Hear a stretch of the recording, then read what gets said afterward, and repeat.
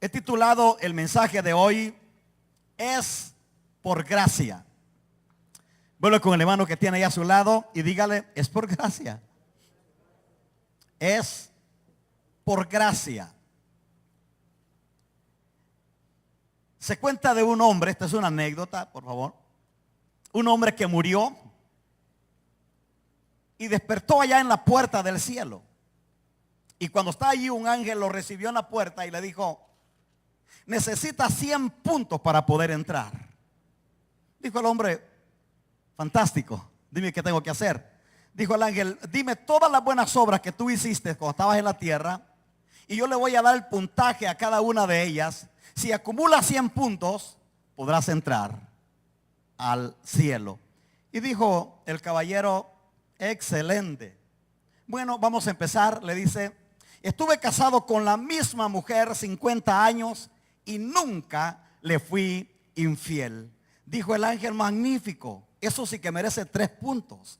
Dijo: 3 puntos. Dijo: sí, amé también a mi suegra, hasta besos le daba. Dijo el ángel: oh, bueno, eso nomás vale 1 punto. Dijo él: bueno, es que asistí toda la vida a la iglesia. Sostuve la obra con mis diezmos, con las ofrendas, servía en la iglesia. Y dijo el ángel: magnífico, eso tiene un valor de 2 puntos. Y dijo el hombre asombrado: 2 puntos. Si también le ayudé a los pobres, les di comida, les di ropa, los hospedé en mi casa, hasta trabajé en el proyecto samaritano de la iglesia. Y le dijo el ángel: 2 puntos más a tu favor. El hombre dice: 2 puntos no puede ser. Con ese puntaje, oye, le dijo, nunca voy a completar mis 100 puntos. A menos que la gracia de Dios me ayude a poder entrar. Y le dice el ángel: bienvenido al cielo, completaste tus 100 puntos. Mire, es por gracia.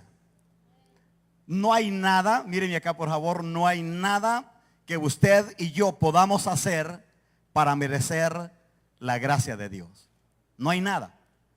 Ni sus buenas obras, ni sus buenos modales, ni su buena conducta, ni su buen carácter, ni todo lo que usted pueda hacer no vale para poder obtener la gracia de Dios. Es por gracia, por eso se llama gracia. Porque no hay nada que usted y yo podamos hacer para poder recibirla. La gracia de Dios es un regalo. Por eso en el diccionario, cuando dice gracia, dice es un regalo inmerecido. Es un regalo que no lo podemos merecer, no lo podemos alcanzar, no lo podemos comprar. Y el texto sagrado, el apóstol Pablo dice, capítulo 2 de Efesios, versículos 8 y 9: porque por gracia sois salvos por medio de la fe. Y esto no es de vosotros, dice el apóstol, es un don de Dios, es un regalo de Dios.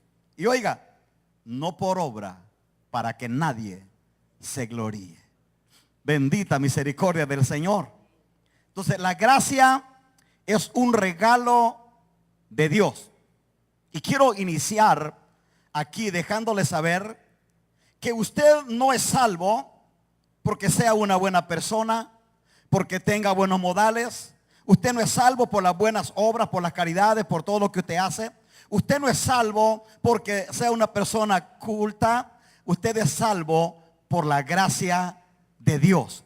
Y eso descarta de una vez y para siempre todas las acusaciones que el diablo muchas veces nos hace, como queriéndonos hacer dudar de la gracia de Dios, de la salvación que Dios ya nos ha dado por su gracia.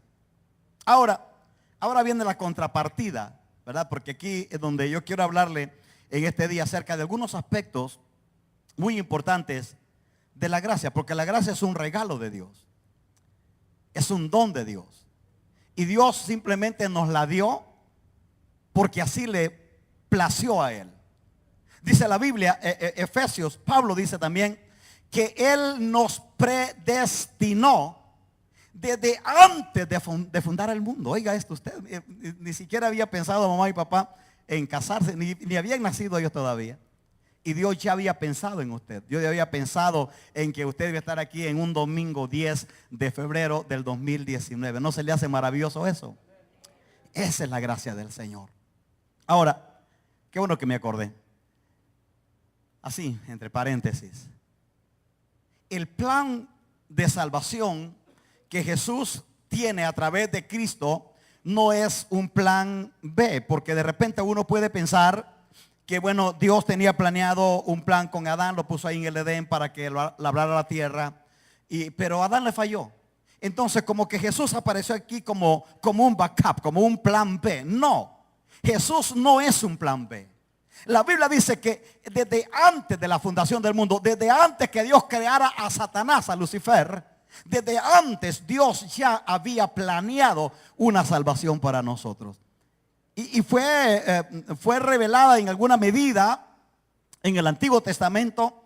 De eso vamos a estar hablando el otro domingo. Pero se dio la máxima revelación en el Nuevo Pacto. Jesucristo es la máxima expresión del amor de Dios por la humanidad. Entonces, esta gracia que hemos recibido usted y yo, hermanos, es lo más hermoso que nos ha podido pasar en la vida. Ahora, tristemente, la gracia de Dios ha sido mal entendida por muchos creyentes. Qué bueno que no vinieron, ¿verdad?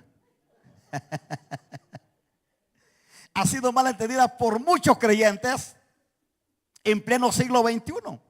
Porque muchos ven la gracia, oiga esto usted, muchos creyentes, no la gente de afuera, creyentes, muchos creyentes ven la gracia como una licencia para pecar. Yo no sé si a usted le ha tocado encontrarse con un ingrato por ahí que dice, mire, es que estamos bajo la gracia, no estamos bajo la ley.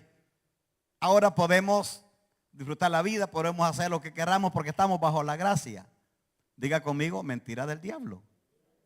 Porque eso es pisotear la gracia de Dios. Eso es abusar de la gracia de Dios. Y la gracia de Dios está siendo mal entendida por una gran cantidad de creyentes evangélicos en este tiempo y se esconden bajo esa frase popular, estamos bajo la gracia, ¿verdad? Al fin y al cabo que nadie es perfecto. Al fin y al cabo que Dios sabe que lo amo, que lo quiero, etcétera, etcétera. Quiero que leamos un pasaje en la carta a los Hebreos, capítulo 4, versículo 16.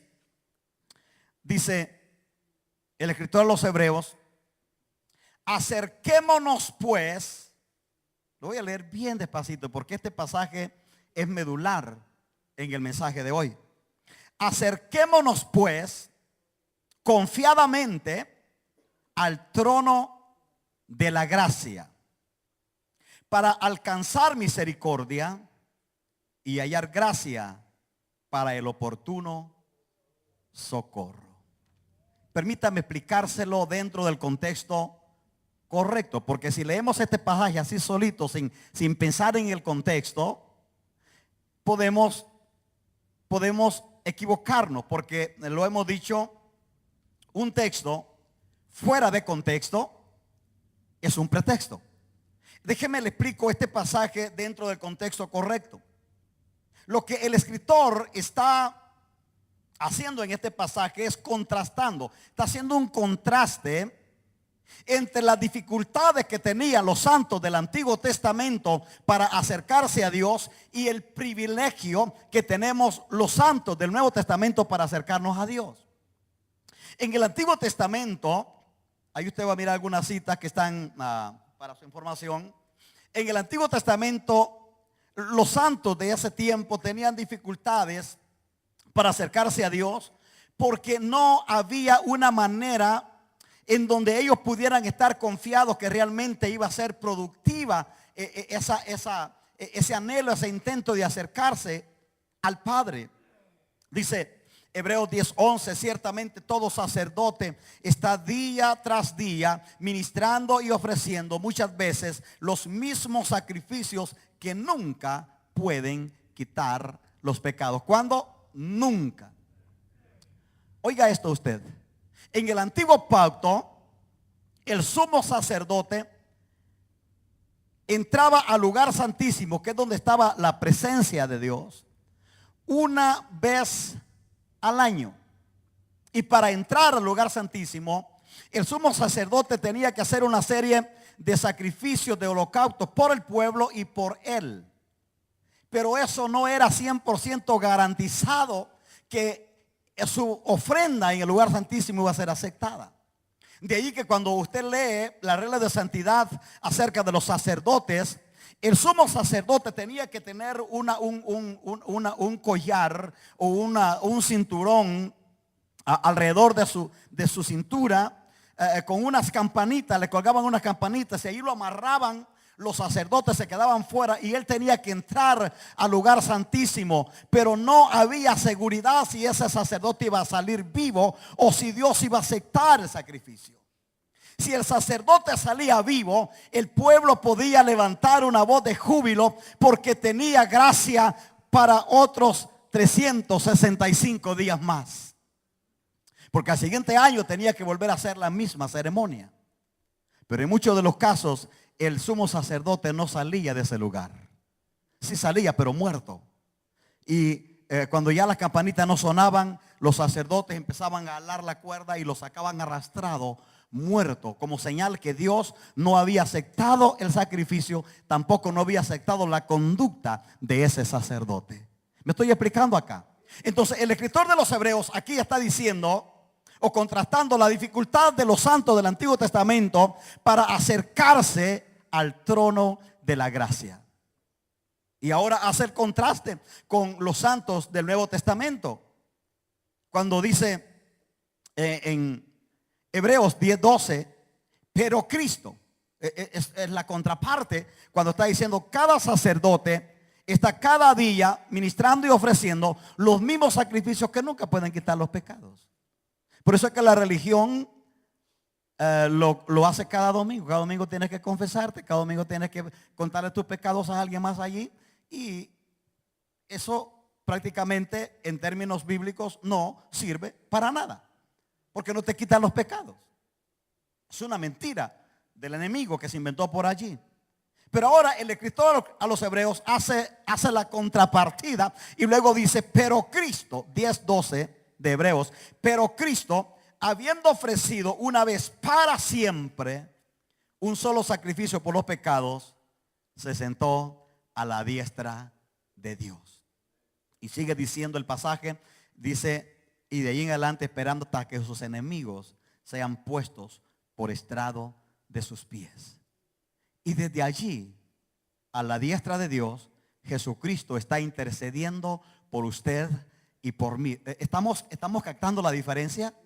No es lo mismo confiar en un sacerdote que se acercaba una vez al año sin estar seguro si iba a salir vivo o no, que saber que tenemos un sumo sacerdote, dice la Biblia, que tenemos un sumo sacerdote que traspasó los cielos y se presentó al tabernáculo, no al tabernáculo de Moisés, sino que se presentó al tabernáculo celestial, no con sangre de machos cabríos, no con sangre de becerros, sino con su propia sangre. Se presentó delante de Dios para obtener eterna redención a todos los que se acercan a Él. Denle ese aplauso de alabanza a la sangre de Jesús. Aleluya. Ahora tenemos la garantía de que usted puede acercarse al Padre revestido por la gracia de Cristo, por la justicia de Cristo, todas las veces que usted quiera. Cada vez que usted pueda acercarse a Dios, usted lo puede hacer porque tenemos, dice el escritor de los Hebreos, que ahora podemos acercarnos por el camino vivo y nuevo que Jesús nos abrió a través del velo. Por eso es que el velo se rompió en dos cuando Cristo muere allí en la cruz. Lo que significa que Dios odiaba ese velo. Lo dijimos hace unos días acá. Dios odiaba ese velo. Y usted dice, ¿pero por qué lo puso? Bueno, lo puso porque sin ese velo el pueblo podía morir instantáneamente al ver la gloria de Dios. Pero Dios rompe ese velo porque ahora Dios, cuando lo ve a usted y me ve a mí, ya no ve cómo tú te comportas, ya no ve tus maldades, tus pecados, tus culpas, tus equivocaciones. Ahora Dios ve la sangre del cordero que fue rociada sobre el propiciatorio celestial. Y cuando el diablo se presenta delante de Dios para decirle, mira, fulano, ahí ponga su nombre usted. Mira cómo se comportó, mira cómo habla, mira cómo insulta, mira cómo grita, cómo se comporta, ¿verdad? Entonces ahí Jesús está sentado a la diestra del Padre y le dice, Padre, si es verdad, te falló, pecó, se equivocó. pero Él se ha apoyado en mi sangre, en mi justicia, y ahora mi sangre lo ha cubierto. Y cuando Dios te mira, ya no ve como tú eres, mira la sangre del Cordero Jesucristo que fue rociada sobre el propiciatorio. ¿Me está siguiendo hasta acá? Ahora, no es en el nuevo pacto que estamos viviendo ahora, no es que Dios sea más tolerante al pecado, porque ahí dije, hay una gran cantidad de creyentes que malentienden la gracia y parece como que ahora es Dios un poquito más tolerante, ¿verdad? Dios era más duro con aquellos allá con el nuevo pacto, pero ahora es más tolerante. No, no, no. Dice la Biblia que Dios es el mismo ayer, hoy y por los siglos. Él es inmutable, no envejece, no cambia. Dios es el mismo. Lo que pasa es que ahora tenemos, repito, un nuevo sacerdote o un sumo sacerdote que satisfizo todas las exigencias de Dios. La paga del pecado, dice Pablo, Romanos 3:23, la paga del pecado es muerte. Debía de alguien haber muerto para pagar las exigencias de Dios en cuanto al pecado. Por eso Cristo murió en la cruz. Cristo no murió en la cruz para enseñarnos a morir como dice la religión por allá, porque la muerte ya existía desde el Edén. Es más, Jesús no fue el primero que murió en la cruz. La historia narra que antes de Jesús morir en la cruz, los romanos ya habían ejecutado por lo menos 10,000 personas en cruces, a malhechores. Era la manera como los romanos mataban a sus víctimas o a los malhechores. Entonces Jesús no viene a enseñarnos a morir. Jesús viene a quitar de una vez la maldición que estaba sobre nosotros y darnos vida y salvación a través de la gracia. Eso es gracia de Dios. Ahora, la gracia es un regalo inmerecido de Dios. Estamos bien con eso, ¿verdad? La gracia es un regalo inmerecido de Dios. Pero, aquí hay un pero que no podemos pasarlo por alto. Pero la gracia exige más que la ley. Me parece que lo agarré así fuera de base, ¿verdad? Oiga, se lo voy a repetir mejor bien tranquilito. La gracia es un regalo inmerecido de Dios, pero exige más que la ley. Y usted dice, oh my God. Y yo pensaba que estaba más fácil. ¿Cómo se lo compruebo? Mateo capítulo 5, conocido como el Sermón del Monte. Ahí Jesús hace una serie de declaraciones que quiero que usted me lo escuche como con toda su atención posible, porque aquí es donde quiero más que todo hacer hincapié en este mensaje. En Mateo capítulo 5, que hace el Sermón del Monte, uno de los sermones maravillosos que Jesucristo predicó cuando Él estuvo aquí en la tierra. Allí Jesús hace una serie de declaraciones acerca de la gracia en contraste con la ley. Oiga esto, por favor. La gracia en contraste con la ley. Y en el versículo 21 y 22, Jesucristo dice: oíste que fue dicho a nuestros antepasados o a nuestros antiguos, no matarás. Y cualquiera que matare será culpable de juicio. Eso era la ley. Cualquiera que matare será culpable de juicio. Ahora oiga la gracia. Pero yo os digo, esa es la gracia. Pero yo os digo, dice Jesús, que cualquiera que se enoje contra su hermano será culpable de juicio. ¿Habrá alguien aquí que alguna vez se enoja contra su hermano? Como decía mi madre, si las miradas mataran, esta sería una tendalada de cadáveres, ¿verdad? Y Jesús dice, cualquiera que se enoje contra su hermano será culpable de juicio. Está en su Biblia. ¿Usted me va siguiendo ahí con su Biblia? Está en su Biblia.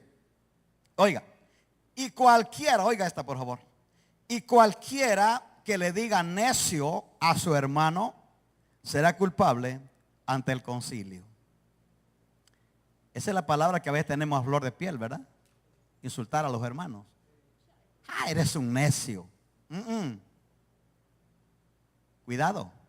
Oiga lo que dice. Cualquiera que le llame necio a su hermano será culpable ante el concilio. Pero oiga, esto va de menos a más. Dice el 22. Y cualquiera que le diga fatuo a su hermano quedará expuesto al infierno de fuego. My God.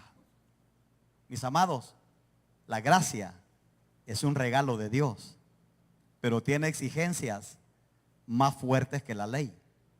Déjeme le explico. En la ley, usted podía tirarle todas las miradas que quisiera a un ingrato por allí, podía matarlo, sepultarlo, resucitarlo en la mente. Usted podía hacer todo, ¿verdad? Usted podía mandarlo más allá del sol para donde quisiera, pero durante no lo matara literalmente, usted no era culpable. Esa era la ley, ahí está en la Biblia, no me lo estoy inventando. Pero en la gracia, Jesucristo dice, si tú te enojas contra tu hermano, ya eres culpable de juicio. O sea, tienes que arreglarlo. Y si le dices necio, entonces eres culpable ante el concilio. O sea, lo llamaban los ancianos, lo ponían en una reunión y le decía, oye hermano, ¿usted por qué insultó al hermano? ¿Por qué le dijo necio? Tenía que tener alguna explicación válida para poder justificar la falta de haber insultado a su hermano. Y si le dijo fatuo, dice que queda expuesto al infierno de fuego. De allí la importancia de aprender a respetarnos entre nosotros. Míreme acá por favor, porque esto a lo mejor no lo voy a volver a escuchar otra vez. Sabe que en pleno siglo XXI la iglesia ha perdido de vista este valor. Yo sabía que aquí no se prestaba para decir gloria a Dios y aleluya. Pero diga algo, diga ay, ay, ay, uy, uy, uy, lo que sea, pero quiero saber que aquí está usted conmigo. Mire, en el pleno siglo XXI los hermanos se tratan como cualquier cosa. Yo he escuchado que ya ni siquiera hermanos nos decimos, ¿verdad? Él, usan él para referirse al hombre. Él, el Juan, el o sea, él. Para referirse a ella usan la. Los adjetivos él y la son para perros y para cosas, no para personas. En términos educacionales, en términos cristianos, hermanos, tenemos que aprender a tratarnos como la Biblia nos enseña. Algo que me aterra a mí es ver cuando entre cristianos hacemos bromas pesadas, bromas dañinas, bromas cauciosas, a veces bromas que van con doble sentido para ofender o denigrar la dignidad de otra persona. Y a eso es que la palabra, y vaya que no lo dijo ningún apóstol, no lo dijo Juan, no lo dijo Pedro, no lo dijo Pablo, lo dijo Jesús. Jesús dijo, cualquiera que le diga necio a su hermano, que le diga fatuo, que lo insulte, cualquiera está expuesto al infierno de fuego. ¿Lo había pensado usted alguna vez? Este pasaje yo lo había leído, hermano, lo he leído decenas de veces. Pero el jueves por la noche me brincó vivo a mi espíritu. Yo lo platicaba con mi esposa ayer justamente cuando estábamos desayunando. Y yo le decía, qué tremendo porque ahora, mire, por ahí encontré un ingrato el otro día que ya ni siquiera el Dios te bendiga te dice, nomás te mira y te dice, ¿qué hubo, ¿cómo estás? Y te trata, o sea, haga de caso que no hay diferencia entre el uno y el otro. Esto se ha perdido de vista. Esto se ha perdido. Y quizás usted diga, bueno, parece que el pastor como que está poniendo ya un poquito mayor, ¿verdad? Se está poniendo así un poquito más hermético, como que más tranquilo. No. Esto está en la Biblia desde hace miles de años, mis amados. Ahora, usted y yo tenemos que aprender a respetarnos. Uno de los ataques más brutales del diablo en este tiempo en contra de la iglesia es darle a los creyentes un lenguaje despreciable en contra de sus mismos hermanos. De ahí que el chisme es lo más despreciable y abominable que puede haber, porque el chisme, hermanos, es capaz de matar a una persona. No tal vez literalmente, pero aunque también lo puede hacer. Pero el chisme lo que hace es que arruina la vida de otras personas. Arruina la reputación, la conducta de otras personas. Tenemos que aprender o tenemos que esforzarnos a retomar los principios cristianos. Mis amados, no hay nada más lindo que convivir como cristianos, como una familia, amándolos, respetándolos, estimándolos el uno al otro. Podemos jugar, podemos bromear. A mí me gusta bromear. Usted se da cuenta que yo no soy así una persona hermética. No, yo puedo jugar, puedo bromear, pero hay un límite, hay un espacio en donde no tenemos que sobrepasar. No tenemos que pensar que ya podemos jugar con alguien y podemos abusar de él, insultarlo y todo va a estar bien. No es cierto. O sea, Dios es estricto en esto. Pero como ya lo miré que se puso así muy serio, mejor vamos a pasar a la parte que le va a gustar. Vaya ahí a Mateo capítulo 5, versículos 27 y 28. Y ahora sí, agárrese de la banca porque aquí vienen los heavy duty, como dicen, ¿verdad? Dice Jesús, Mateo 5, 27 y 28. Oíste que fue dicho: no cometerás adulterio. Esa es la ley. No cometerás adulterio, esa es la ley. Oiga la gracia. Pero yo os digo, dice Jesús, esa es la gracia, que cualquiera que mira a una mujer para codiciarla, ya adulteró con ella en su corazón. Oh, santo.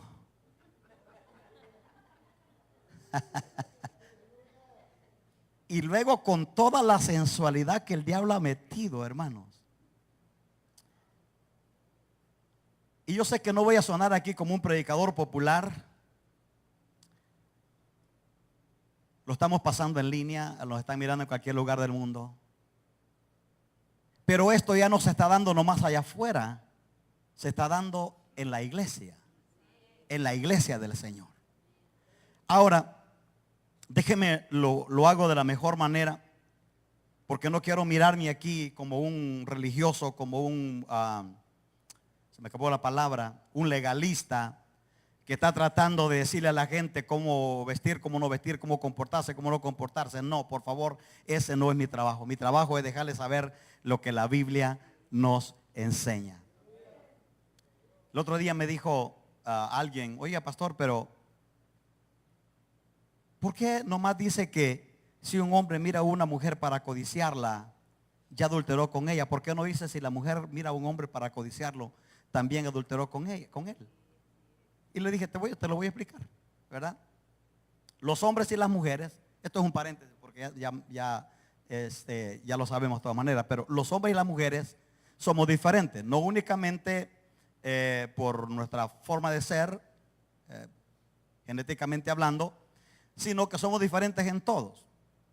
Los hombres, esto está comprobado psicológicamente, usted lo puede estudiar en cualquier fuente de información seria. Los hombres funcionamos o nos desarrollamos a través de la vista, lo que miramos. La mujer, ella se desarrolla y actúa de diferente manera, no por lo que mira, sino por lo que oye. Por eso es que a ella le gustan mucho los detalles, ¿verdad? Que cada rato le esté diciendo te amo, ¿verdad? Te ves bien, qué bonito te quedó ese vestido, qué bonito el pelo, qué bonito los ojos. Porque ellas, Dios las creó así, ellas se alimentan por el oído. El hombre, no, los hombres somos más brutos. Los hombres no les importa tanto lo que oímos. Usted le puede decir lo que le dé, como dicen por ahí, palabras necias, oídos sordos. El oído para el hombre como que no funciona. Pero el ojo. Por eso es que Jesús, que es sabiduría pura, Jesús no le dice a la mujer, no dice cualquier mujer que mire a un hombre para codiciarlo. ¿Qué le pueden codiciar? Por eso es que Jesús dice cualquier hombre que mire a una mujer para codiciarla. Número uno, porque la figura femenina, desde la caída del Edén, fue el centro de atención masculino. Dios mismo se lo dijo a Eva. Acuérdese usted, Génesis capítulo 3. Dios le dijo, tu deseo será para tu marido. Entonces, está dentro de lo que pasó en esa confrontación que hubo en el Edén. Y la figura femenina siempre es una atracción para el ojo masculino. Ahora, Présteme su mayor atención aquí porque quiero decirlo con la mayor, de la mejor manera posible. De ahí que la sensualidad, oiga, no dije sexualidad, sensualidad. De ahí que la sensualidad no es parte de la vestimenta de la iglesia. No quiero que me mire como un pastor legalista, religioso, fanático, anticuado. No. Le estoy dando principios que nos van a ubicar en el nivel, en el lugar donde Dios nos quiere tener. Yo no estoy aquí para decirle a usted cómo va a vestir, cómo no va a vestir. Pero la Biblia dice, cualquiera que mire a una mujer para codiciarla, ya cometió adulterio en su corazón. Ahora, sería ideal que al venir a Cristo, al venir a la iglesia, todos los instintos masculinos se acabaran, ¿verdad? Pero entonces, ¿para qué servimos? Qué silencio. ¿Para qué sirve un hombre? Por favor, hermanas, ayúdenme ustedes, ya que los hombres no quieren decir nada. ¿Para qué sirve un hombre si los instintos masculinos se le van? No le sirve para nada, no más solo para rajar leña allí en el patio o para ir a trabajar y traer un cheque para la casa. Supongo que he entendido pocas palabras, ¿verdad? Ahora, la cosa es que de repente el diablo dice, no, es que en la iglesia ya como que al hombre se le fue su hombría, como que el hombre perdió todo lo que tiene que ver con hombre. No es cierto. Seguimos siendo hombres, seguimos teniendo las mismas inquietudes, seguimos teniendo los mismos deseos, seguimos teniendo las mismas pasiones, solo que ahora las tenemos sometidas al señorío de Cristo. Pero oiga esto usted, por favor. Si la sensualidad del mundo se mete a la iglesia, ¿sabe cómo se llama eso? Eso, agárrese de la banca, porque esto, cuando yo lo descubrí, lo busqué en una enciclopedia y descubrí lo que realmente esto significa, esto es brutalmente pesado. La sensualidad que se está viendo ahora es pura pornografía, pura, valga la redundancia. Es pornografía. O sea, pornografía no es que tú mires una acción sexual ya explícita. No, comienza allí, comienza con la sensualidad, comienza con la desnudez, comienza con la poca ropa, comienza enseñando más de lo que tiene que enseñar. Entonces, hágame usted el favor, ¿cómo un hombre puede mantenerse puro, con una mirada pura? Apenas que siempre ande mirando el cielo, ¿verdad? A ver qué van a estar los hoyitos en el cielo, contando las estrellas o... Yo no sé si me estoy explicando. Como este hermano que fue para Cuba y él era un hombre muy reservado, muy conservador. Y era un hombre mayor. Y va para Cuba y los hermanos allá en Cuba, en La Habana, quisieron darle un refrigerio. Dijeron, vamos a la playa, vamos a disfrutar la playa de La Habana, allí en Cuba, que dicen que es tan hermosa, ¿verdad? Y este hombre cuando va a la playa, él mira todo así en la playa, pura arena. Gloria a Dios, aleluya, qué bonito, mirando. Cuando de repente, cuando sale, que va aquí, él va caminando, pero él no mira nada. Y cuando él va aquí ya casi, se levanta una muchacha con su bikini y con su brecelito aquí, le dijo, diablo mentiroso, así te quería mirar.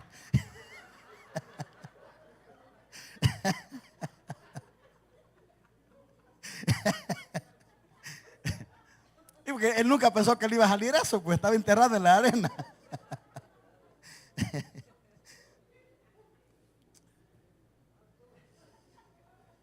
Ay.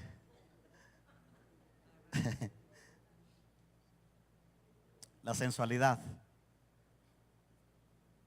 es una provocación maligna en contra de la santidad de la iglesia, en contra del esfuerzo de la iglesia. De ahí que los hijos de Dios tenemos que ser diferentes. Y usted se va a dar cuenta que en este tiempo, esto, hermanos, no quiero ni meterme, como dicen por allá, en mi tierra, en camisa de 11 varas, ¿verdad?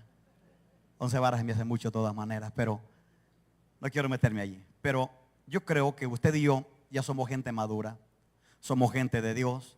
y debemos entender realmente cómo nosotros estamos influenciando, porque aquí viene la palabra influencia. Cómo estamos influenciando en la otra persona. La otra persona está viendo en mí o en usted un hombre o una mujer de Dios a quien puede imitar, a quien puede seguir, a quien puede admirar, o realmente es nomás una tentación o una ocasión para caer para la otra persona. Entonces uno tiene que entender realmente cómo comportarse, no pensando solamente en nosotros, sino pensando también en el otro. Porque sería ideal que al venir a la iglesia todo el nivel de hormonas se paralizara y se cancelara, pero no, siguen vivas igual como antes. No más que ahora en Cristo uno tiene que mantenerse de rodillas pidiéndole al Señor que le ayude, que lo socorra para poder avanzar y poder guardarse. Esto es lo medular de la vida cristiana. Esa es la vida cristiana. O sea, sería una falacia pensar de que vamos a comportarnos y a vivir como querramos, y la gracia de todas maneras lo cubre todo y vamos a llegar allá. No es cierto. Jesús ya lo dijo. Y yo pudiera seguir leyendo toda la lista de oíste que fue dicho. Usted lo lee en su casa, por favor. Ahí hay una gran lista de Jesús. Oíste que fue dicho, como contraponiendo la ley con la gracia. Y de repente pensamos como que la gracia es un poquito más flexible. No, la gracia es más estricta. Lo que significa que en la ley un hombre podía mirar a una mujer, podía seguirla, podía desnudarla, podía hacer lo que quisiera con la vista. Mientras tanto no se acostaba con ella, no había adulterio. Esa es la ley. En la gracia, con solo que la mire y la codicia en su corazón, ya, dice Jesús, ya cometió adulterio con ella en el corazón. Por eso es que el Señor estableció el matrimonio. Y aquí un hombre tiene que mirar de pies a cabeza y lo que quiera, es con la que tiene en su casa, con su esposa. Por eso uno cree en hombres que andan tirándole piropos a mujeres casadas, diciéndole, mira qué bonito te quedó el cabello, me gusta ese tinte del cabello. Ah, qué bonito se te ven los ojos. ¿Qué anda haciendo usted piropeando a una mujer que no es la suya? Por eso tiene una en su casa para piropear. A ella dile todo lo que quiera decirle.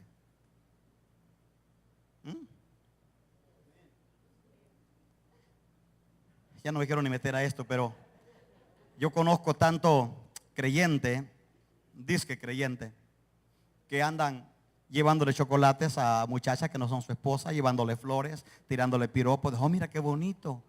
Ah, qué bonito te ve. ¿Qué es eso? O sea, tenemos que aprender a comportarnos como gente de Dios. Ahora, ¿cómo obra la gracia? Aquí estoy terminando porque esta parte me costó pasarla porque es uno de los temas bien difíciles, ¿verdad? Y lo dije de la mejor manera posible. Pero ahora vamos a llegar a lo que yo le llamaría lo medular de la gracia. ¿Cómo obra la gracia? Vaya conmigo a Mateo 26, 31 y 35. Aquí Jesús está en una cena con sus discípulos. Está en la última reunión que va a tener con sus discípulos, formalmente, cenando con ellos. Está a punto de ser capturado y de ser llevado a la cruz. Y aquí Jesús con sus discípulos les dice esto, Mateo 26, 31. Todos ustedes, oiga, Jesús les dijo, todos ustedes se van a escandalizar de mí esta noche. Yo quiero que lea con cuidado la Biblia. No le dijo todos ustedes se van a escandalizar esta noche, no. Se van a escandalizar de mí. De mí. ¿Estamos entendiendo? Jesús le dijo, todos ustedes se van a escandalizar de mí esta noche. Porque está escrito, heriré al pastor y las ovejas del rebaño serán dispersadas.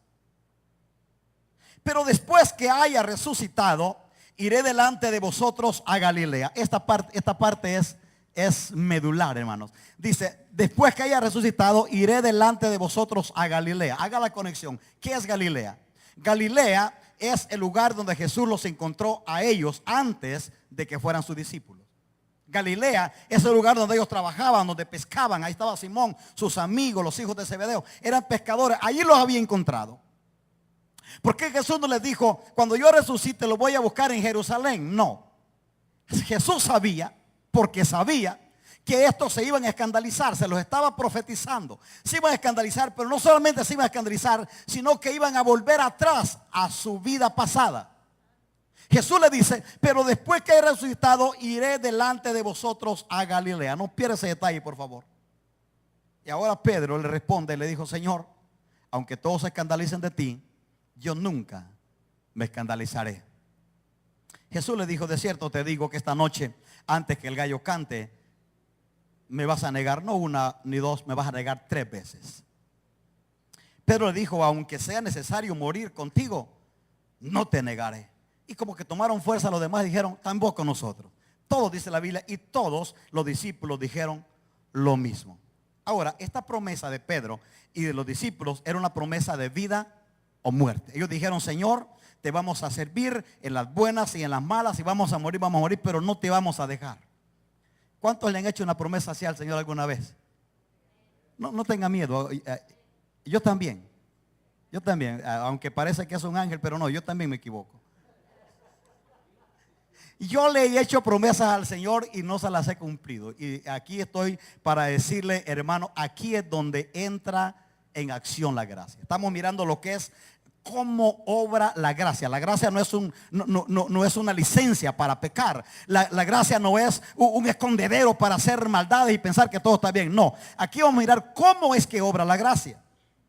Ahora, Jesús ya les profetizó que se van a escandalizar, que van a volver atrás, pero les dijo, cuando yo resucite, yo voy a ir a buscarlos, hombre, no se preocupen. Pero Pedro y los discípulos le dan una promesa de vida o muerte. Pero si usted se da cuenta, 2 versículos, nomás 2 versículos adelante de donde ellos hicieron la promesa, 2 versículos adelante lo dejaron solo en el Getsemaní. Jesús está orando, lo lleva a Pedro, Juan y Jacobo, se lo lleva aparte y le dijo, pueden velar conmigo 1 hora. Y estos ingratos se quedan aquí y él se va a orar, y después de la hora cuando regresa, mire esto, estaban dormidos. Parece que eran hispanos, ¿verdad? Y Jesús les dijo, no han podido velar conmigo ni siquiera 1 hora. O sea, dos versículos después de que le prometieron estar con él hasta la muerte, lo dejan solo. Pero ahí no termina. Esa misma noche, cuando Jesús está en el Getsemaní orando, esa misma noche la Biblia narra que vino una turba de gente armada con los principales sacerdotes, los escribas del pueblo, vinieron para apresar a Jesús. Y esa misma noche los discípulos dejaron a Jesús y huyeron. Pedro lo seguía de lejos, dice la Biblia. Pedro lo seguía de lejos a Jesús. Bueno, no tan lejos como para no olvidarse de la promesa que le había hecho, pero no tan cerca como para poder asociarse con él y que lo mataran igual. Entonces Pedro lo seguía de lejos, pero de la misma manera lo reconocen. Y cuando Pedro está allí en el patio del sumo sacerdote, ya Cristo lo han apresado, lo tienen golpeado ya, y Pedro lo va siguiendo de lejos, pero alguien se acerca y le dijo, oye, tú andabas con él, ¿verdad? Dijo Pedro, no lo conozco. De repente viene alguien más y le dijo, tú estabas con ese nazareno. Y dijo Pedro, no lo conozco. Dice la Biblia literalmente de que habían hecho un fuego por el frío, estaban calentándose, y una criada vino y le dijo a Pedro, tú andabas con él, tú andabas con Jesús, porque tu manera de hablar te compromete, estás hablando como él. O sea, Pedro no podía esconder que había andado con Jesús. Y dice la Biblia literalmente que Pedro empezó a maldecir. La Reina Valera dice que Pedro empezó a maldecir. Pero el Nuevo Testamento griego dice literalmente, así fue como Pedro maldijo. Pedro les dijo la tercera vez cuando le dijeron, tú andabas con este nazareno. Y dijo Pedro, les he dicho, ya les dije por 2 veces que no conozco a ese maldito nazareno. Así fue como Pedro maldijo. Así lo dice el Nuevo Testamento griego. Entonces cuando Pedro declara esa palabra de maldición, vuelve a ver a Jesús. Y la mirada de Jesús está clavada en él.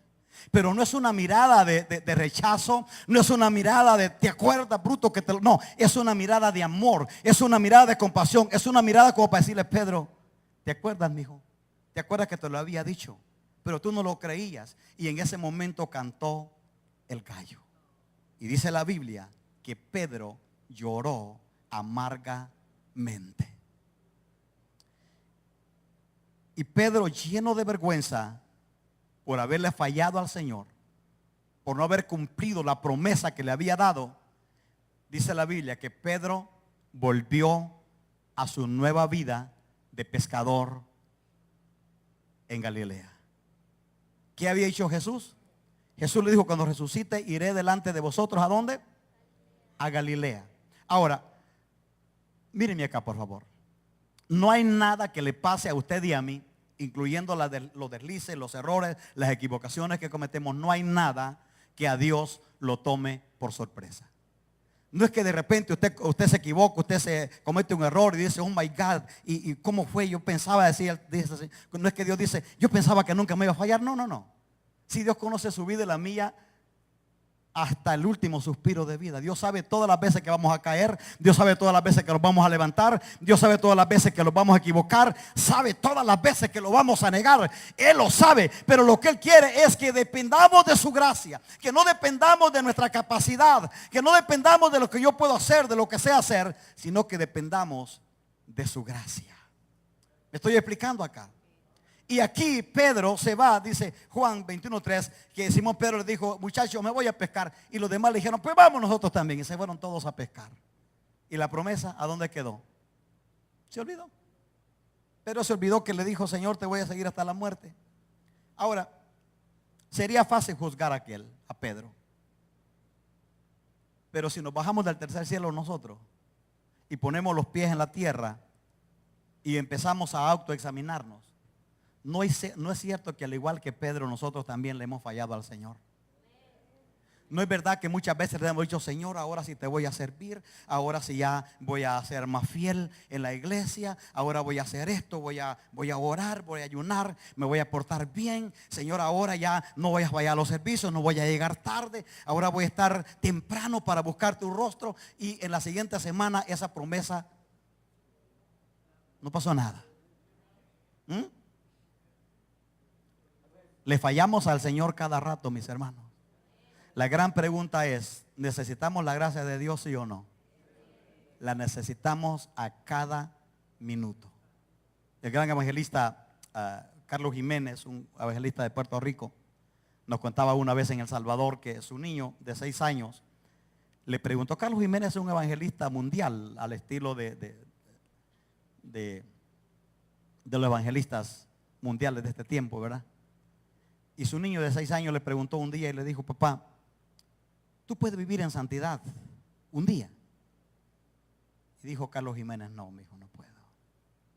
Y el niño, un poco triste, dijo: pero si este es el hombre que anda predicando el evangelio por todo el mundo, reúne multitudes y les habla de un Dios grande, no puede vivir en santidad ni un día. Y el niño le vuelve a preguntar y le dijo: ¿tú vivirías en santidad 1 hora? Dijo Carlos Jiménez: no, mi hijo, no puedo vivir en santidad 1 hora. El niño le pregunta la tercera vez, le dijo: papá, ¿tú pudieras vivir en santidad 1 minuto? Y Carlos Jiménez le dijo: sí, mi hijo, 1 minuto sí lo puedo vivir en santidad. ¿Cuál es el mensaje aquí? Él lo dice.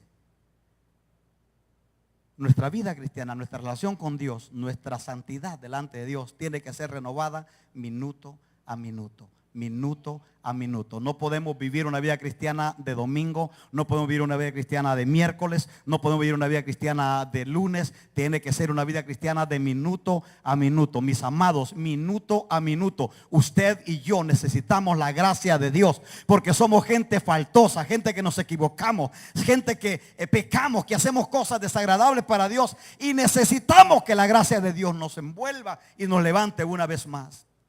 Y aquí viene lo inexplicable de la gracia. Aquí estoy terminando, pero aquí está lo inexplicable de la gracia. Pedro y los demás discípulos están ya pescando. Diríamos en términos actuales, se fueron al mundo, así dice la gente ahora. Ya te diste cuenta que se fue al mundo, ¿verdad? Y no es una buena manera de decirlo, ¿verdad? Porque estamos en el mundo. un hombre iba para su casa y venía una gran lluvia y había un atajo, un camino más recto, más corto para llegar a su casa, pero tenía que pasar por en medio de un cementerio. Y al evadir el cementerio le iba a tomar como 3 veces más la gran vuelta para llegar a su casa, pero como venía la lluvia, él no quería pasar por cementerio porque alguien le dijo que ahí en el cementerio salían los muertos y asustaban y todo ese tipo de cosas. Pero por miedo a la lluvia dijo, no, pues se armó de valor y dijo, me voy a meter aquí. Y se mete por dentro del cementerio para llegar más rápido a su casa. Y cuando venga al cementerio orando, Padre, guárdame que no vaya a salir un muerto, ningún fantasma, orando por en medio del cementerio, de repente oye unos pasos detrás de él. Oye unos pasos y cuando vuelve a ver, mira un objeto grande, así negro detrás de él. Y dijo, my God, ¿será el diablo o será un muerto? Y los pasos ya casi lo van alcanzando. Y de repente, cuando ya siente que lo va taloneando, él se hace a un lado y lo vuelve a ver. Y el que venía le dijo, amigo, buenas noches. Buenas noches, le dice él. Oiga, le dijo, yo pensaba que era un fantasma, un muerto o un demonio, porque dicen que aquí, le dijo, por este cementerio salen los muertos y asustan a la gente. Le dijo el hombre, le dijo, no se preocupe. Le dijo, yo también pensaba lo mismo cuando estaba en el mundo. Y aquel se desmayó. Pensó que era un muerto. No, era un cristiano. Era un cristiano que él pensó que cuando estaba en el mundo pensaba lo mismo en los fantasmas. Y cuando alguien se equivoca, la gente dice, se fue para el mundo. Entonces Pedro y sus discípulos como que se fueron para el mundo otra vez, ¿verdad? Y allá están pescando. Allá está pescando Pedro y sus discípulos. Pedro se imaginaba cualquier cosa menos que Jesús, el maestro, pudiera llegar otra vez donde ellos estaban. Estoy terminando aquí, pero estoy dejándole saber cómo obra la gracia de Dios, cómo obra la gracia. Oiga esto, por favor. Cuando los discípulos están pescando, le voy a narrar la historia, ahí está en el Evangelio de Juan, capítulo 21. Pero los discípulos están pescando, dice la Biblia literalmente, que habían trabajado toda la noche y no habían pescado nada. Si usted es un pescador, de repente ha salido a pescar, usted se va a dar cuenta que no hay nada más desesperante que estar toda la noche en alta mar tratando de pescar algo y no pescar nada. Estos hombres están cansados, abrumados, y de repente en la orilla de la playa se aparece alguien y les grita y les dijo, muchachos, ¿tienen algo que comer? Y aquellos, los discípulos, le dijo, ¿quién es el forastero ese? Que aparte que no hemos ni pescado nada, estamos cansados y nos viene pidiendo de comer. Y Juan se queda mirando. Pedro, dice la historia, que Pedro ni siquiera quiere levantar su mirada, porque Pedro tiene un presentimiento. Hay un presentimiento interno que está dentro de él, pero Juan se queda mirando y el que está a la orilla le dijo, Juan le responde, le dijo, no, o porque Pedro le dijo, dile que no tenemos nada que comer. Y Juan le dice, no tenemos nada que comer. Y el que está en la orilla le dijo, tiren la red a la derecha. En ese momento, Juan se recuerda que 3 años atrás, alguien se les apareció en ese mismo lago cuando ellos andaban pescando y no habían pescado nada. Y Juan empieza a tener el mismo presentimiento de Pedro. Y Juan le dijo, Pedro, tira la red a la derecha. Y la Biblia dice literalmente, capítulo 21 de Juan, que tiraron la red a la derecha. Y dice que la red casi se rompía porque venía llena de grandes peces. Cuando ellos alan la red y la miran que está llena de peces, se les viene el recuerdo que 3 años atrás, un hombre llamado Jesús, allí, en ese mismo lago, los encontró y les hizo la pesca más grande de su vida. Y cuando Juan se para mirar el que estaba en la orilla, Juan lo reconoce. Y Juan le dice a Pedro, le dijo, Pedro, es el Señor. Y la Biblia dice, usted lo puede leer, capítulo 21 de Juan, se lo estoy narrando para ahorrarme este tiempo. Dice la Biblia que Pedro se puso la ropa, o sea, andaba desnudo. Dice que se puso la ropa y se tiró de la barca y empezó a nadar, a salir a la playa donde estaba Jesús. Porque en ese momento Pedro, yo quiero pensar que en ese momento Pedro se acuerda toda la escena. Se acuerda aquella cena cuando le prometió al Señor que no lo iba a negar. Se acuerda todas las interrogantes que le hicieron y que lo había negado. Se acuerda cuando maldijo al maestro. Pero ahora el mismo Jesús que él había maldecido está allí en la playa y les está diciendo las mismas palabras que les había dicho 3 años atrás.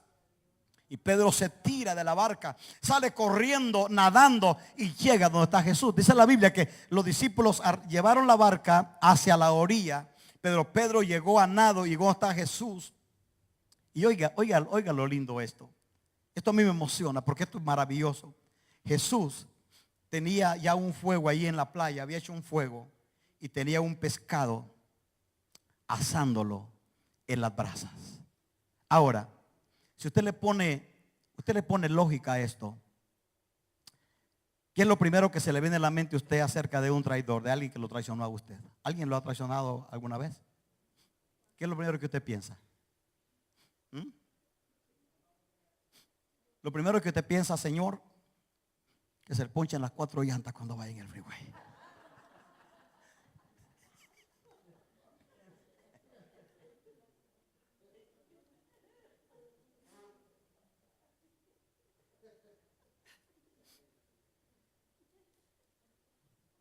Mire, cuando alguien lo ha traicionado, alguien que ama de verdad lo ha traicionado,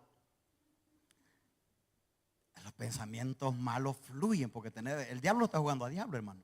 El diablo lo va a bombardear con pensamientos malos que mira que y en que, aunque tal vez no lo diga, porque somos cristianos, aunque no lo diga, pero cuando se da cuenta que le fue mal, como que hay una satisfacción y dice: gloria a Dios, Señor. Yo sabía que iba a llegar el momento. Síguele apretando el cuello hasta que se ahogue.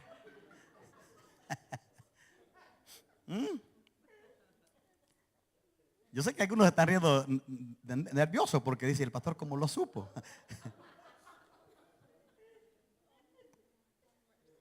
Pedro llega donde está el Señor sentado, está el fuego, tiene un pescado allí asándolo ya.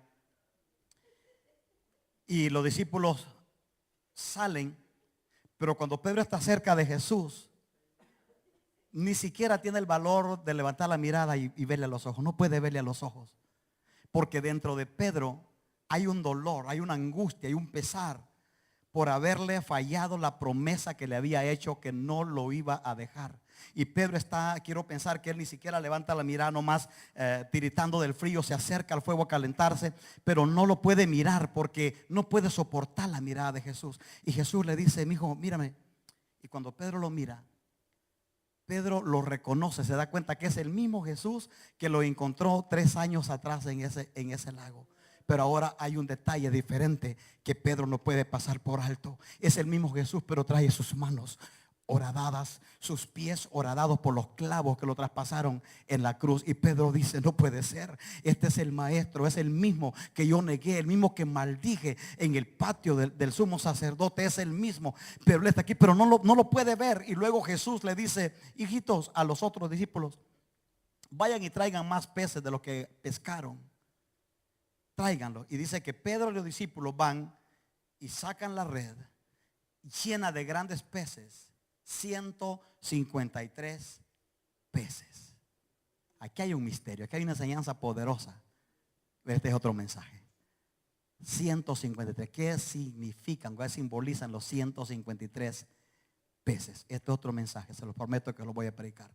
Pero cuando ellos sacan la red, llevan los peces y empiezan a asar. Y Jesús, oiga esto, Jesús es el ¿cómo le llaman? El chef, el cocinero. Jesús le dijo: no, tranquilo, déjenme, yo lo voy a servir. Jesús está poniendo los peces, asándolos. Dije que habían unos panes también allí y los discípulos están mirando todo. Pedro, yo quiero pensar qué es lo que pasaba por la mente de Pedro. Pedro lo que estaba escuchando era que en cualquier momento Jesús, después de haber comido, le dijera: miren, vine nomás para decirles que no sean una bola de sinvergüenzas de ustedes. ustedes me prometieron que no me iban a dejar. Ustedes prometieron que iban a estar conmigo. ¿Y qué pasó? ¿Por qué huyeron? Ellos esperaban. ¿A poco no es cierto que usted y yo pudiéramos esperar lo mismo? Ellos esperaban que Jesús los señalara, que Jesús los rechazara, que Jesús dijera, miren nomás para decirles que no sean mentirosos. Pero cuando están, después de que hubieron comido, dice la Biblia que Jesús, ahí capítulo 21 y versículo 15, cuando hubieron comido, Jesús le dijo a Simón Pedro, Simón, hijo de Jonás, ¿me amas más que estos? Hay dos cosas que no quiero que pierda de vista aquí. La primera, ya no le llamó Pedro. ¿Se acuerda que Jesús le había cambiado el nombre de Simón a Pedro? Pero ahora ya no le llamó Pedro, le llamó Simón. ¿Por qué? Porque Jesús sabía que el corazón de Pedro estaba destrozado. Pedro ya no tenía ni siquiera idea de lo que había sido ese hombre que había andado con Jesús 3 años, mirando milagros y todo lo que Jesús hacía. Eso para él era abrumador. Entonces Jesús no quiso confrontarlo y poner una carga más pesada de lo que tenía. Jesús le habló con la misma confianza del amigo que había conocido 3 años atrás. Le dijo, Simón, hijo de Jonás, ¿me amas más que estos? Esta palabra más que estos, algunos creen que le estaba diciendo más que los discípulos. No. Me gusta como lo explica Josefo, uno de los historiadores más confiables que tenemos en la iglesia, o que la iglesia ha tenido. Josefo dice en su comentario que cuando Jesús le dijo, me amas más que estos, señaló los peces, los pescados que habían agarrado. Como diciéndole, Pedro, me amas más que tu trabajo. Me amas más que la ganancia que acabas de tener con estos peces. Me amas más que las cosas materiales. Me amas más que todo lo que tú puedas lograr en este mundo. Es lo que Jesús le está diciendo, me amas. Y aquí hay un detalle también que quiero señalar. Jesús, cuando usted lo lee en el original, Jesús usa la palabra ágape, que es el amor puro, el amor de Dios. Jesús le dice, me amas, y usa la palabra ágape. Pero cuando usted lo lee en el original, Pedro le responde, le dijo, Señor, tú sabes que te quiero. La Reina Valera lo traduce, sabes que te amo, pero en el original Pedro está usando la palabra fileo, no está usando la palabra ágape. Pedro le dice, Señor, tú sabes que te quiero. Jesús le dice, apaciente mis corderos. Le pregunta la segunda vez, Simón, hijo de Jonás, ¿me amas? Y usa la palabra ágape. Pedro le responde usando la palabra fileo y le dijo, Señor, literalmente le dice, tú sabes que te quiero, tengo un gran aprecio por ti. Jesús le pregunta la tercera vez y le dice, Simón, hijo de Jonás, ¿me amas? Y esta vez Jesús usa la palabra fileo, ya no usó ágape. ¿Me amas? Y dice la Biblia que Pedro se entristeció. Se entristeció porque Jesús le preguntaba la tercera vez, pero se entristeció porque ya no usó la palabra ágape, usó la palabra fileo.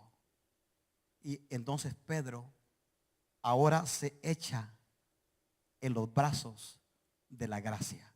Y Pedro le dice, Señor, tú sabes todas las cosas. Como diciéndole, a ti no te puedo presumir nada. Tú sabes que fui un cobarde, fui un débil. No pude cumplirte la palabra que te di. No pude cumplir la promesa. Pero tú sabes que te amo. Y Jesús le dijo, apaciente mis ovejas. Cuando usted sigue leyendo el pasaje, usted se da cuenta que Pedro le dice en el siguiente versículo, Jesús le dice en el siguiente versículo, Pedro, cuando tú eras más joven, tú te ceñías, ibas a donde tú querías, pero cuando seas más viejo, vas a extender tus brazos y alguien más te va a ceñir y te va a llevar a donde tú no quieras ir. Y dice el escritor sagrado en el último versículo del capítulo 21 de Juan, dice, esto dijo Jesús dando a entender con qué muerte Pedro iba a glorificar al Señor. Mis hermanos, esto es la gracia. La gracia no es una licencia para pecar. La gracia es la garantía. Oiga esto, por favor. La gracia no es una licencia para pecar, pero la gracia es la garantía de que cuando pecas, cuando te equivocas, cuando cometes un error, tú puedes llegar confiadamente delante del trono de la gracia de Dios, y sus brazos de amor van a estar abiertos, no para rechazarte, no para avergonzarte, no para decirte por qué lo hiciste. No, esos brazos van a estar abiertos para abrazarte, para consolarte, para levantarte, para restaurarte. Y aquí, ¿cuál es la enseñanza que yo quiero dejarles en este día? Terminando aquí, no importa las veces que tú te hayas equivocado.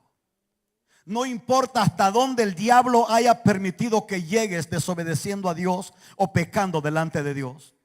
No importa los errores que haya cometido. Tenemos un Dios perdonador. Tenemos un Dios que nos ama, un Padre que nos ama. Primera carta universal del apóstol Juan, capítulo 2, dice, versículo 2. El versículo 1 dice que si alguien ha cometido pecado, abogado tenemos para con el Padre, a Jesucristo el justo.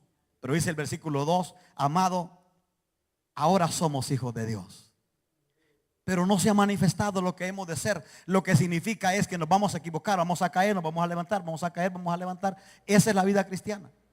O sea, sería ideal pensar que levantamos la mano, recibimos a Cristo, oraron por nosotros y ya de ahí para allá todo el problema se arregló. No es cierto.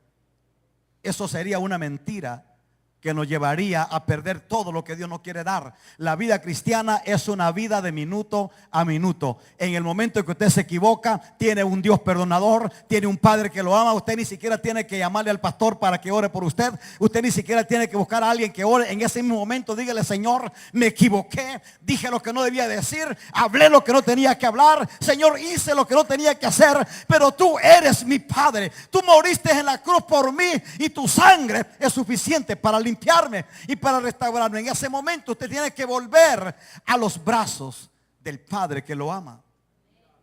No importa cuántas veces nos hayamos equivocado y le hayamos fallado al Señor, Dios sigue creyendo en ti. Él sigue esperándote.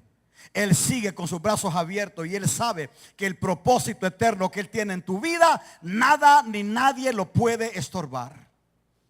Usted no tiene la idea las veces que el diablo ha querido terminar conmigo de muchas maneras, pero Dios siempre ha sacado el pecho como un padre amoroso para defenderme, para protegerme, para abrazarme.